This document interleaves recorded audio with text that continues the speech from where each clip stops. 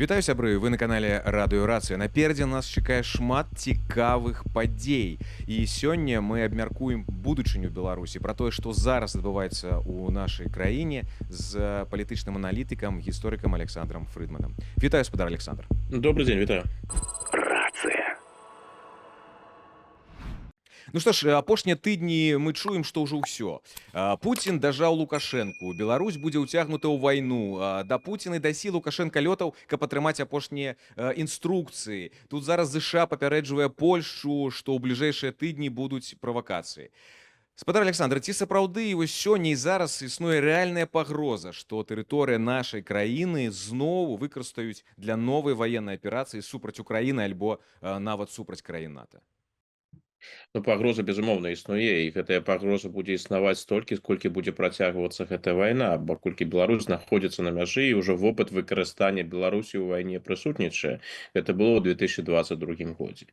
І зараз вектор развіцця гэтай вайны сапраўды вельмі небяспечны, бо Расія дэманструе схільнасць да эскалацыі, нейкія сур'ёзныя перамовы, ну, зараз яўна не запланаваны, і Расія падкрэслівае, што яна не жадае ісці на нейкія кампрамісы.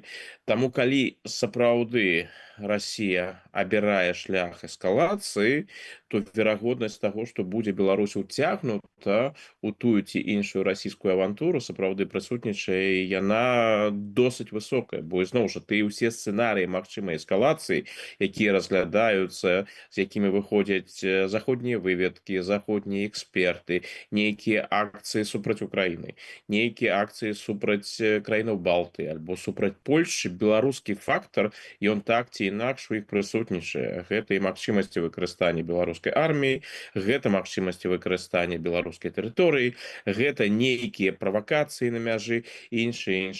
Таму калі сапраўды Расія будзе ісці шляхам эскалацыі, то небяспека для Беларусі павышаецца. Скажыце, калі ласка, ці можам мы адзначыць тэрмін, да? Вось калі гэта можа адбыцца? Гэта можа адбыцца пасля выбараў у Дзярждуму ў Расіі, пасля пачатку мабілізацыі. Ці вось ёсць такі трыгер, скажам, па якім мы можам зразумець, што вось-вось хутка павінна пачацца? Я думаю, што тут шмат што залежыць насамрэч ад становішча на фронце. Калі сітуацыя для Расіі будзе пагаршацца, а зараз дынаміка для Расіі, ў прынцыпе, непрыемная, гэта не значыць, што ў іх увогуле нічога не атрымліваецца. Раз-пораз на розных частках фронту у іх ёсць поспехі, але кошт гэтых поспехаў велізарны.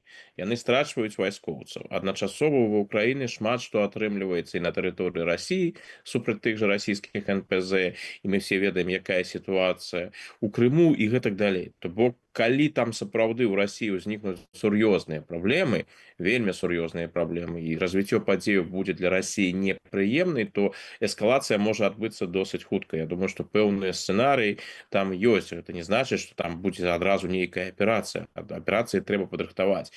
Але нейкая правакацыя на мяжы, а вось Расія менавіта зараз імкнецца прадэманстраваць сваю гатоўнасць ісці да апошняга, гатоўнасць не спыняцца. Вось тое, што мы бачым, і заявы расійскіх палітыкаў апошнім часам, і гэтыя ўдары па тэрыторыі Украіны, яны ж усе ідуць з адным месаджам.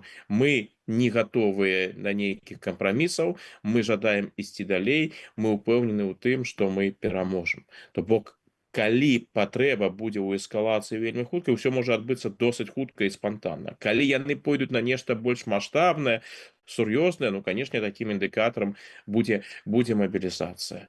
Вось. І абвастрэнне большасць экспертаў, ну, прынамсі, тое, за чым я назіраю, ваенныя эксперты, якія валодаюць інсайдамі, яны сыходзяць з таго, што абвастрэнне трэба чакаць ужо ў восень. Ну, ізноў жа, тут я вельмі асцярожны у ацэнках, усё залежыць ад таго, як будуць разгортвацца падзеі на фронце. Магчыма, нават і восень нічога не адбудзецца, а магчыма, абвастрэнне будзе ўжо наступнымі тыднямі. Спадар Александр, вось гэтай ваяж Лукашэнкі да адразу да Пуціна, пасля ў Кітай. Ці можа Кітай, на вашу думку, рэальна стрымаць Расію, калі Масква паспрабуе мацней падпарадкаваць сябе Беларусь і там, скажем, прымусіць Лукашэнку пайсці і ўзяць удзел у гэтай вайне? пытанне, ці заявы Пекіна пра суверэнітэт гэта такі дыпламатычная рыторыка, скажем, татэм, да, кітайскі для Лукашэнкі. Ну, гэта вельмі прыемная рыторыка. То бок тое, што яны гэта заявілі, гэта ўжо для Лукашэнкі прыемна, бо ўсё ж такі там справа ідзе пра суверэнітэт і пра тэрытарыяльную цэласнасць, незалежнасць і іншае. Гэта было ўспрынята нават пэўнымі кітайскімі медыямі як месседж як Кіеву, так і Маскве. Месседж Кіеву не трэба пагражаць Лукашэнку і месседж Маскве не трэба ўцягваць Лукашэнку ў вайну. Ну што гэта было насамрэч, пабачым. Што мы ведаем пра пазіцыю Кітаю ў гэтай вайне? З тых крыніцаў, якія ёсць, вядома, ну, прынамсі, гэта выглядае упэўнена, што Кітай даводзіў да Масквы сваю пазіцыю пра немагчымасць выкарыстання ядзернай зброі. Пра гэта ўжо шмат казалі, што ў Расіі былі такія планы, і нават федэральны канцлер Германіі, былы федэральны канцлер Германіі Шольц падкрэсліваў, што фактычна ўмяшальніцтва Китая прадухіліла выкарыстанне ядзернай зброі расійскім бокам. Зараз ёсць такая ж заява прыкладна ў гэтым жа накірунку Владзіміра Зеленскага. То нібыта паводле Зеленскага Кітай давёў да Расіі, што выкарыстанне ядзернай зброі не павінна адбыцца ні пры якіх умовах. То бок вось гэта, напэўна, для Кітая чырвоная рыса. Калі вяртацца да вашага пытання, ці з'яўляецца для Кітая чырвонай рысай удзел Беларусі ў вайне, уцягванне ў Беларусі ў вайне, я б сказаў так. Для Кітая гэта не пажаданы сцэнарый. Гэта тое, чаго яны не жадаюць, бо ўсё ж такі з Беларусі ў іх ёсць сувязі, там ёсць эканамічныя інтарэсы, там ёсць палітычныя інтарэсы. Яны не выключаюць, напэўна, што ў выпадку ўцягвання ў Беларусі ў вайну можа быць там нейкая дэстабілізацыя, праблема для рэжыму Лукашэнкі, і гэта тое, што Кітаю, уласна кажучы, не патрэбна. Пытанне хутчэй у тым, наколькі Кітай гатовы дзеля Беларусі, дзеля Лукашэнкі канфліктаваць з Масквой, наколькі яны будуць даводзіць гэтую пазіцыю. Я мяркую, што гэта будзе хутчэй за ўсё выглядаць так. Яны сваю пазіцыю выкажуць і выказалі, напэўна, ўжо Маскве, што яны не жадаюць, яны не лічаць патрэбным, яны не лічаць неабходным уцягвання Беларусі, але гэта іх пазіцыя, але гэта не на такім узроўні, што гэта выключае ўсю небяспеку для Беларусі. Я думаю, што ў Маскве прынялі гэтую кітайскую пазіцыю да ведама, але ўсё ж такі апошняе слово за Путиным. Я думаю, што нейкія звароты Кітая ў гэтым напрамку гэта не тое, што ў рэшце рэшт, калі такая ўжо неабходнасць надзвычайная для Расіі будзе, што гэта спыніць Пуціна.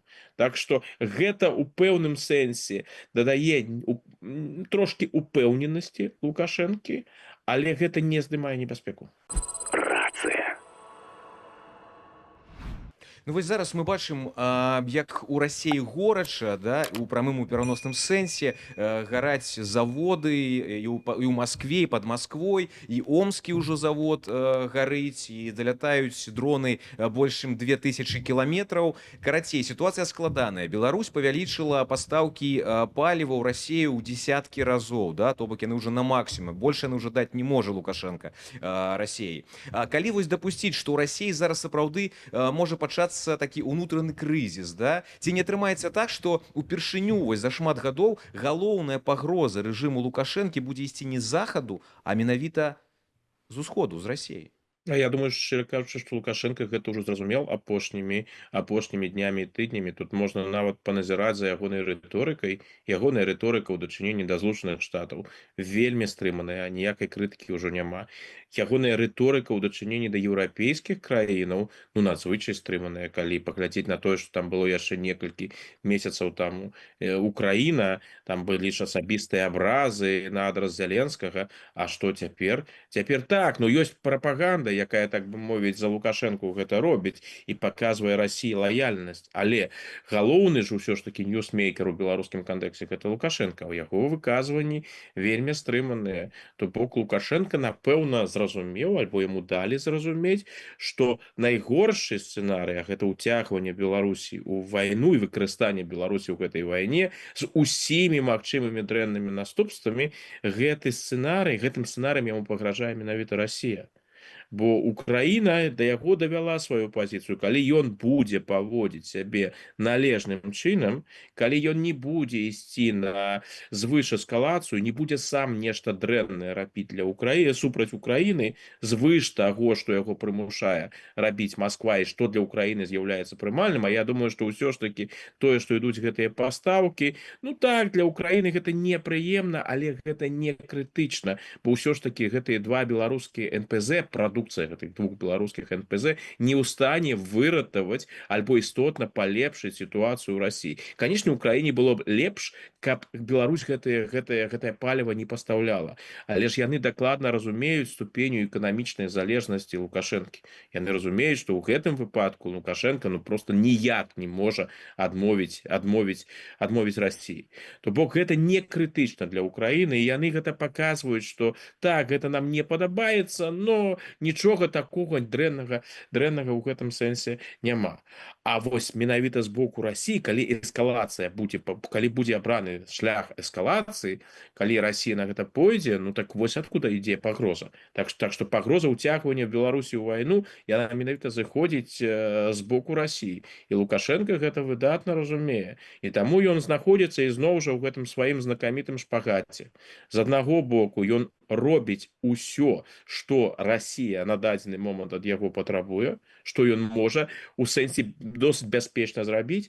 Што тычыцца ўсяго астатняга, я думаю, што яны настойваюць на больш актыўным удзеле ў вайне. Ён супраціўляецца з вядомых прычынаў, супраціўляецца, бо ён ведае, што ў выніку адбудзецца з Беларусю. Но тут іншае пытанне. У яго залежнасць ад Расіі настолькі фатальная, што яны, калі пажадаюць, у стане будуць прымусіць яго выканаць усё, што ім будзе патрэбна. Тут хутчэй пытанне расійскае, ці ім патрэбна ўцягнуць Беларусь, ці больш там будзе насамрэч, ці больш яны атрымаюць праз гэта, альбо больш страцяць. Бо насамрэч гэта такая рэч вельмі рызыкоўная. З майго пункта гледжання, Беларусь да сённяшняга дня актыўна не ўцягнута ў гэтую вайну, бо рызыкі для Расіі ўсе гэтыя гады было больш, чым тое, што яны маглі здабыць. І зараз гэтая рызыка таксама прысутнічае, і дэстабілізацыя рэжыма Лукашэнкі. І ніхто не ведае, як, напрыклад, будуць паводзіць сябе беларускія вайскоўцы, калі яны будуць кінуты ў гэтую вайну. Ніхто не ведае, што ўвогуле будзе адбывацца ў Беларусі, калі, напрыклад, з тэрыторыі Беларусі будуць наносіцца ўдары па тэрыторыі Украіны, а Украіна пачне адказваць. Гэта будзе вельмі, прынамсі, напружанае становішча будзе ў гэтым выпадку. І ці гэта тое, што Расіі зараз патрэбна, ну, пытанне такое. Спадар Александр, вось апошнія там дні і тыдні я ўсё часцей натыкаюся на такія меркаванні розных тэлеграм-каналаў і аналітыкаў, што праз некалькі тыдняў Лукашенко закрые мяжу з Расіяй. І пішуць пра тое, што зараз актыўна абмяркоўваюць, як яны будуць абараняцца. Закрые мяжу якім чынам? То бок проста паставіць блокпасты і не будуць пускаць расейцаў, таму што яны, напэўна, вось гэтыя аналітыкі пішуць, што калі магчымы бунт у Расіі пачнецца, будуць мільёны бежанцаў, якія будуць уцікаць праз Беларусь у Еўропу. І вось тут яны кажуць пра тое, што такім чынам Лукашенко будзе прадаваць сябе захаду, сказаць, што я іх затрымаю, я іх не пушчу, каб яны далей беглі, але давайце размаўляць. Я хачу ўзамен атрымаць штосьці ад вас, зняццё санкцый альбо штосьці яшчэ. І вось калі сапраўды так будзе, ці зможа Лукашенко паспрабаваць аднавіць больш актыўныя адносіны з захадам, і ці будзе такое акно магчымасцяў кароткім, альбо яно будзе даволі доўгім? Я, шчыра кажучы, не думаю, што такое развіццё падзеяў магчымае. Яно магчыма не тым, што Лукашенко будзе сябе нейкім чынам самастойна паводзіць, бо ўсё ж такі вось паспрабаваць зараз пайсці ў заходнім накірунку, ну гэта вельмі рызыкоўна было з пункта гледжання Лукашэнкі. Бо ізноў жа ніхто ж не ведае, як Расія зможа рэагаваць на такое развіццё падзеяў. Нешта падобнае з межамі можа адбыцца ў тым выпадку, і на гэта, напэўна, Украіна разлічвае, бо ўся інфармацыя пра тое, што ў Расіі можа пачацца мабілізацыя, є сапраўды шмат у публічнай прасторы. І мы ж ведаем, што адбывалася ў Расіі ў 2022 годзе, калі сапраўды пачалася мабілізацыя.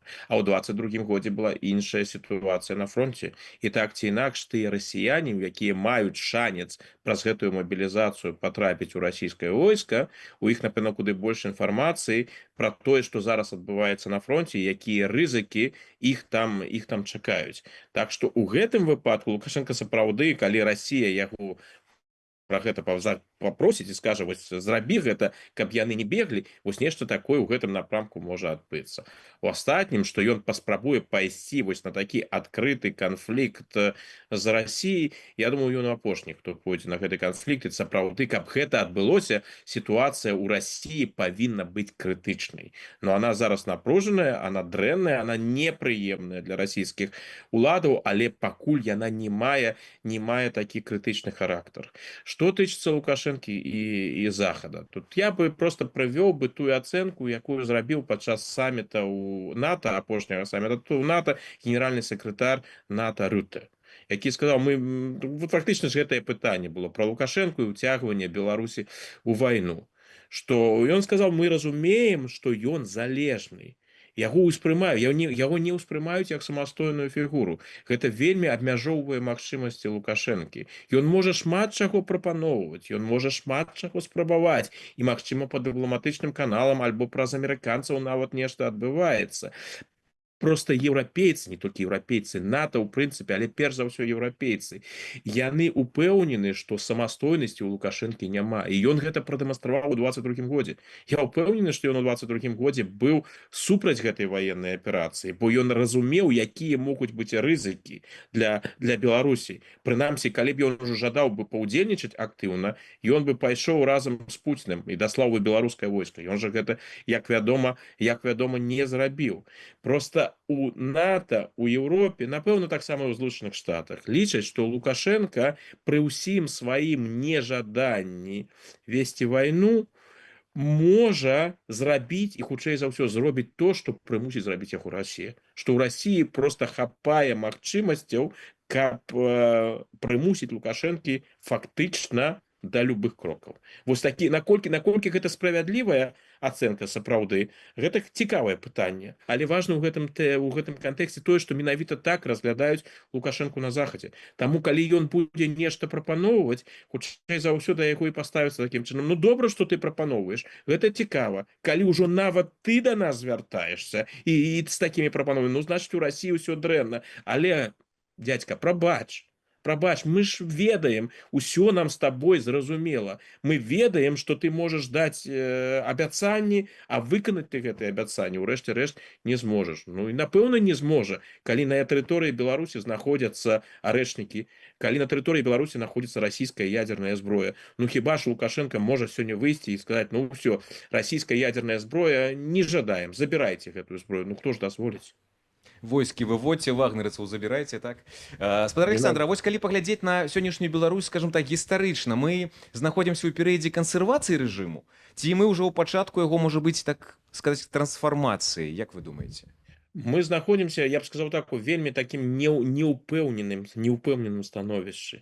Бо ізноў жа, я б не сказаў, што справа можа ісці пра нейкую кансервацыю рэжыму. Ўсё ж такі рэжым, ён персаналісцкі, і гэта бачна, што без Лукашэнкі, і вось нават калі вось тую нядзелю яго, на тыдзень яго не было, і адбылася гісторыя з дронам, як неўпэўнена выглядалі беларускія чыноўнікі, а Лукашэнкі на месцы не было. Гэта паказвае, што гэтая сістэма, як бы Лукашенко не жадаў, без яго яна выбудавана пад аднаго чалавека, яна без яго не працуе.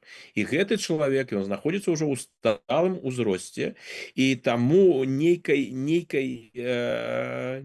росквіту рэжыма і альбо там нейкай доўгатэрміновай кансервацыі, не, я думаю, што не. Тут залежыць усё ад стана здароўя Лукашэнкі, тут залежыць ад хода вайны ва ўкраіне. Тое, што гэта хутчэй за ўсё, вось што тычыцца Лукашэнкі, ужо можа, ну, не апошні перыяд, прычым апошні перыяд ён можа цягнуцца таксама працяглы час, але тое, што гэта хутчэй ужо ўсё ж такі заканчэнне ў той ці іншай ступені гэтага рэжыма, гэта відавочна. Но што тычыцца заканчэння, гэта можа фаза працягвацца 2 гады, можа працягвацца 5 гадоў, можа працягвацца 10 гадоў, можа працягвацца 2-3 месяцы. І тут ёсць шэраг такіх фактараў, што прадказаць нешта абсалютна немагчыма. Галоўная задача на дадзены момант Лукашэнкі, і гэта галоўны фактор стабільнасці гэтага рэжыма, гэта тое, што ў Беларусі няма ваенных дзеянняў, што не наносяцца ўдары на тэрыторыі Беларусі, іншае. Вось гэта дае дадатковую стабілізацыю, гэта стабілізуе гэты рэжым. Калі гэтыя фактары знікнуць, а яны ў гэтых умовах могуць знікнуць у любы момант, ну тады могуць пачацца вельмі сур'ёзныя змены у любы момант і не абавязкова у пазітыўным накірунку. Ну вось яшчэ мы чуем даволі часта, што гісторыя цыклічна. Калі ўзяць Расію, то якія сцэнары, на вашу думку, развіцця альбо заняпаду вы бачыце на бліжэйшы час, і як яны могуць паўплываць менавіта на нас, на нашу краіну? Ну, што тычыцца цыклічнасці гісторыі, шчыра кажучы, гэта вельмі спрэчна. Ну, пакінем гэтую гістарычную спрэчку, метадалагічную спрэчку. Пуцін абраў вайну. Вайна пайшла зусім не так, як жадаў ён. У Расіі велізарная колькасць праблемаў палітычнага характара, эканамічнага характара, этнічнага, рэлігійнага і гэтак далей. То бок праблемаў невырашаных хапае. Пакуль сітуацыя была палітычна больш-менш стабільнай, эканамічна больш-менш стабільнай і знешнепалітычна паспяховай, гэтых праблемаў не было, яны заставаліся на перыферыі. Яны не знікалі, але яны былі на перыферыі. Зараз, і гэта таксама відавочна украінская стратэгія, Украіна працуе па розным напрамках. Яны прымкнуцца прынесці гэтую вайну ў Расію. То бок гэта і псіхалагічная вайна, якая зараз ідзе, і эканамічная вайна. Яны жадаюць, каб расіяне, шэраговыя расіяне адчулі гэтыя праблемы і цяжкасці. Ну і таксама Украіна відавочна працуе над абвастрэннем рэлігійных, этнічных і іншых супярэчнасцяў. Так што Расія, яна выглядае стабільна, но тое, што гэтая стабільнасць такая, ну, не вельмі ўпэўненая, гэта было бачна падчас мятяжа Прыгожына. Так што мы бачым вонкава досыць стабільную сітуацыю, але вось гэты ўзрыў, пры якім усе праблемы адначасова не вырашаныя, могуць выйсці на паверхню, яго выключаць нельга. І тады ў Расіі будзе перыяд нестабільнасці, у іх будуць уласныя праблемы, ім будзе не да знешніх ворагаў. І калі казаць пра Беларусь, вось гэта можа быць тым гістарычным шансам для Беларусі, каб выйсці з-пад расійскага ўплыва. Але ізноў жа, гэта пакуль толькі гіпатэтычны сцэнарый. Зразумела, дзякуй вялікі, спадар Александр, за размову. Паважаны гледачы, нагадаю, што сёння з намі быў палітычны аналітык, гісторык Александр Фрыдман. Стаўце падабайкі, глядзіце радыёрацыю і да сустрэчы. Жыве Беларусь!